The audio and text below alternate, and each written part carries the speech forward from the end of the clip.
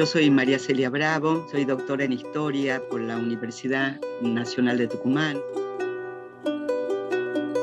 El 9 de julio, como todos sabemos, se declara la independencia, pero es bastante singular la independencia de qué se declara, porque aparece una entidad que todavía no vertebrada, que son las Provincias Unidas de Sudamérica, y ese apelativo, esa designación todavía en abstracto, de alguna manera remite al comienzo de la revolución. Yo me voy a referir básicamente al Frente del Norte, porque de alguna manera tiene mucho que ver con el escenario de la revolución y los intentos persistentes de tomar el Alto Perú, lo que sería la actual Bolivia, que formaba parte en ese momento no solo del virreinato del Río de la Plata, sino de la concepción de unidad política que se tenía en esa época.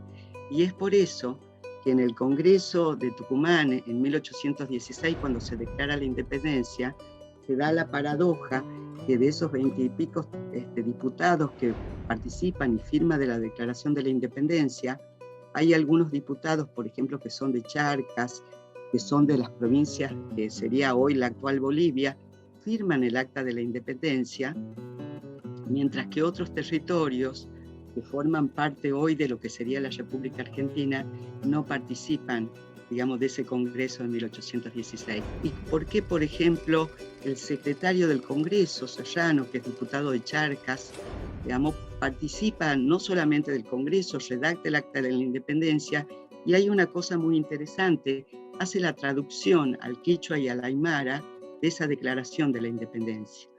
Y ese tema, que a veces se oculta, que no es un tema menor, habla de otro concepto que a veces se olvida, sino el carácter popular. Y aparece todo como un torrente, esa participación popular que se manifiesta sobre todo en el plano militar, en el esfuerzo de la guerra y en los ejércitos.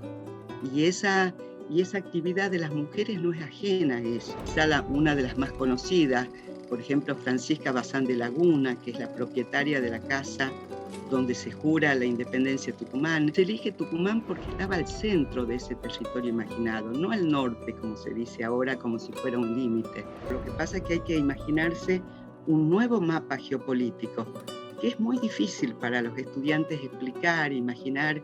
Esto hay que estudiar desde el punto de vista territorial, porque si no, no se entiende ese proceso tan complejo. Las mujeres participan de distintas formas, prestando la casa, que es una participación, podríamos decir, menor o secundaria, pero también, y eso dan cuenta los diarios de Belgrano, participan, por ejemplo, como proveedoras del ejército, llevando alimentos, algunas generan pequeñas fábricas, lo que diríamos ahora mujeres emprendedoras, tienen una participación diversa en ese mundo militar, en ese mundo del ambiente de la guerra.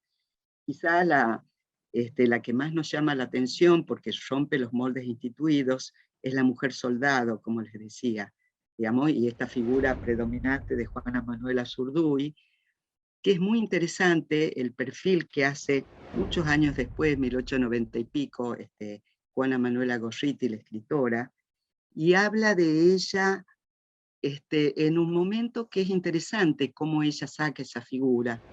Y ahí habla de esto que estoy diciendo, digamos, y destaca algunas cosas. El papel como combatiente, pero es interesante cómo la presenta, porque en definitiva es una mujer que sigue al marido, que lo sigue a Padilla, que es su marido. Pero lo interesante es que cuando lo matan a Padilla, que es una muerte tremenda que hace acordar a la de Tupac Amaru, Juana Zurduy sigue luchando.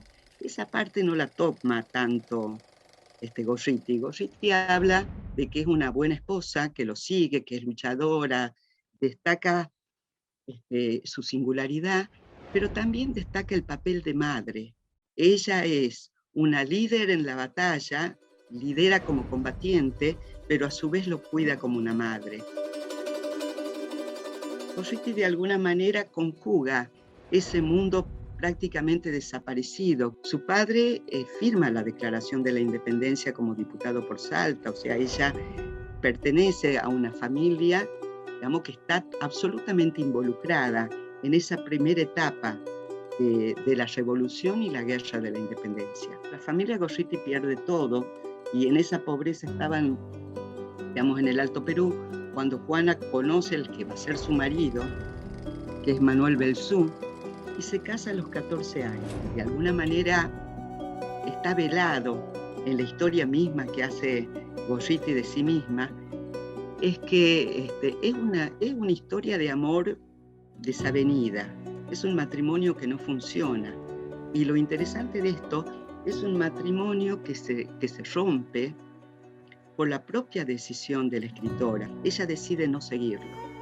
Esa es una decisión muy fuerte en una mujer en mitad del siglo XIX. Hay otra cosa que comienza a surgir en ella, a iluminarse, que es la idea de una mujer escritora. Y uno diría, ¿cómo puede ser una escritora mujer en el siglo XIX? Es quizá una escritora muy interesante para leer, sobre todo sus cuentos, porque es como el nexo que permite que las mujeres, digamos, articular la historia de las mujeres de la etapa de la independencia y de la etapa de la guerra, no solo de la independencia, sino también civil, que aparecen en esos cuentos.